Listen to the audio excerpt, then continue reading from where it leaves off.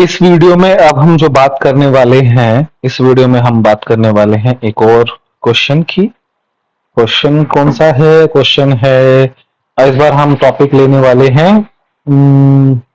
अनहार्मोनिसिटी हमने ला दिया था, मोस्ट पोटेंशियल भी हमने ला दिया था। ठीक है, ये सब हम ला चुके हैं। ठीक है, हम बात कर लेते हैं रोटेशन वाइब्रेशनल स्पेक्ट्रा की। देखिए ये ना कंबाइंड स्पेक्ट्रा है। ठीक है, रोटेशन वाइब्रेशन स्पेक्ट्रा। ठीक है, तो इन जनरल, ठीक है, ये हम बहुत मतलब जब भी हम वाइब्रेशनल स्पेक्ट्रोस्कोपी करने की कोशिश करेंगे ना, तो वो हमेशा रोटेशन से हम कंपोनेंट रहेंगी। ठीक है, ये थोड़ा सा एक ड्रॉबैक है, वो हमेशा पूरी पूरी कोशिश होगी। तो इस चीज को पढ़ने के लिए हमारे पास क्या है? Rotation vibrational spectroscopy. अभी हम सिर्फ डायटोमिक मॉलिक्यूल की बात कर रहे हैं, ट्राइएटॉमिक मतलब पॉलीएटॉमिक मॉलिक्यूल्स की बात नहीं कर रहे हैं।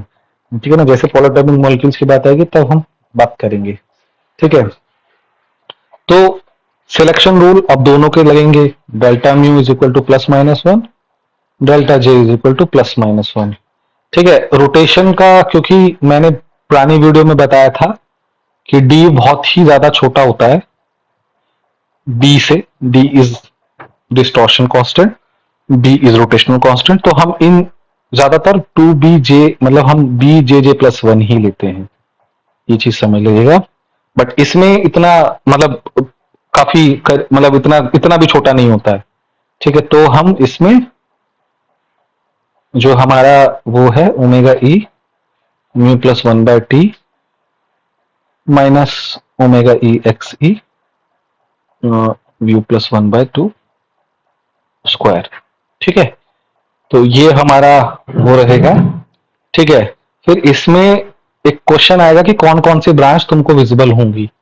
कि इन जनरल हमारा रूल ऐसे होता है, O P Q R S.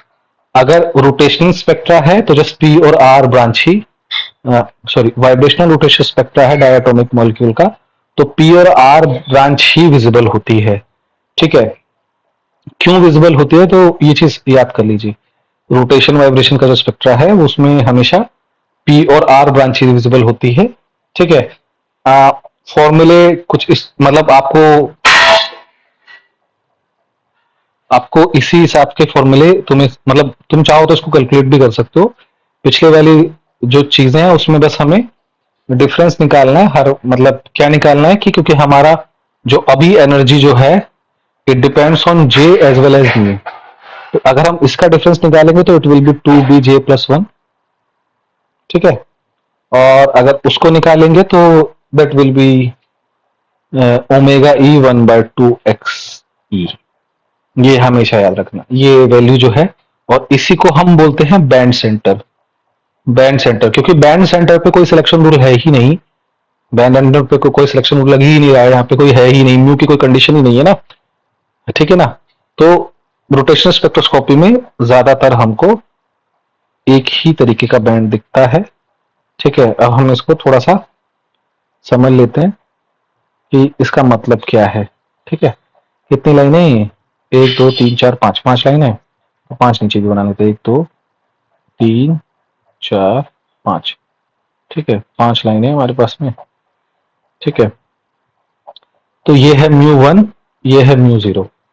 ठीक है, अब देखते हैं कितना सीधा कितना टेढ़ा बनेगा ये। ठीक है, क्योंकि यहीं पे इसका टेस्ट होगा। तो ये है zero one two three four. अगर जे हमारा जीरो है, नहीं ये जे की वैल्यूज है, J not J zero, it is again J zero one two three four. तो पहला सिलेक्शन रूल हमारा फॉलो हुआ जो पिछले वाले से है। ठीक है, दूसरा जो हमारा है, तो डेल्टा जी क्या होना चाहिए? Plus minus one. तो देख लेते हैं, तो अगर हमारा वन से जीरो जा रहा है, यहाँ पे ट्रांजिशन मिलेगी, और टू से वन में जा रहा है उससे भी ट्रांजिशन मिलेगी। ठीक है, थ्री से टू में जा रहा है उससे भी ट्रांजिशन मिलेगी, और फोर से थ्री में जा रहा है उससे भी ट्रांजिशन मिलेगी। डेल्टा जी कितना हो गया? Minus one. ठीक है, माइनस वन ही हुआ ना इसकी वजह से।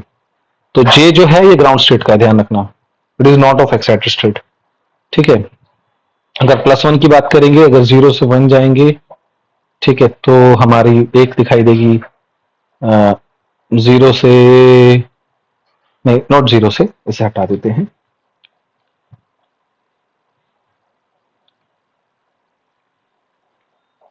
ठीक है, और अगर हमारा 1 से 2 दिखाई देगा तो ये दूसरी होगी, इसी तरीके से हमारा ये दिखाई देगा। तो ये हमारी डेल्टा जे प्लस 1 है। ठीक है, और तो स्पेक्ट्रा कुछ ऐसे दिखाई देगा, एक दो तीन चार, चार यहाँ की और चार वहां की भी दिखाई देंगे, है ना, एक दो तीन चार। ठीक है, यहां पर अगर हम उसको सेंटर मान लें ओमेगा जीरो, तो ये भी कितना होगा, ये जो होगा ये 2 भी रहेगा, ये भी 2 भी रहेगा, क्योंकि ये अपेयर नहीं होती है तो ये तुमको फर्स्ट लाइन 4 भी दिखाई देगी, बाकी सभी लाइन में 2 भी, ये भी 2 भी। ठीक है, और ये दिखाई देगा आपको P1 P4 P3 P2 P1। ये क्या हो गया, R0 R1 R2 R3। तो P ब्रांच किसकी वजह से थी, डेल्टा जी -1 और डेल्टा जी +1। तो ये चीज भी समझ लीजिए कि अगर P1 से R0, ये चीज थोड़ा सा सोचने वाली है कि यहाँ पे 1 से स्टार्ट हुआ था, इसलिए 1 2 3 4 गया, 4 3 2 1, यहाँ पे 0 1 2 3 गया। तो डिफरेंस समझ लीजिए कि पहली ब्रांच जो P1 की अपेयर होगी यहाँ पे, और यहाँ पे R0 वाली अपेयर होगी।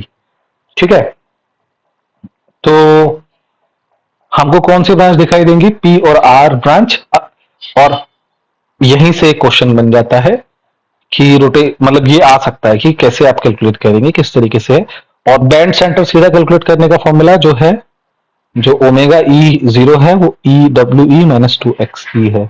तो इस पर भी एक क्वेश्चन आपके बन सकते हैं। तो मैं न्यूमेरिकली सॉल्व तब करूंगा जब मुझे लगेगा कि ये क्वेश्चन न्यूमेरिकली सॉल्व करने का, ठीक है, मतलब बहुत इंपॉर्टेंट है। न्यूमेरिकली सॉल्व मतलब जब मुझे डाटा प्रोवाइड करना होगा तब मैं डाटा प्रोवाइड करूंगा।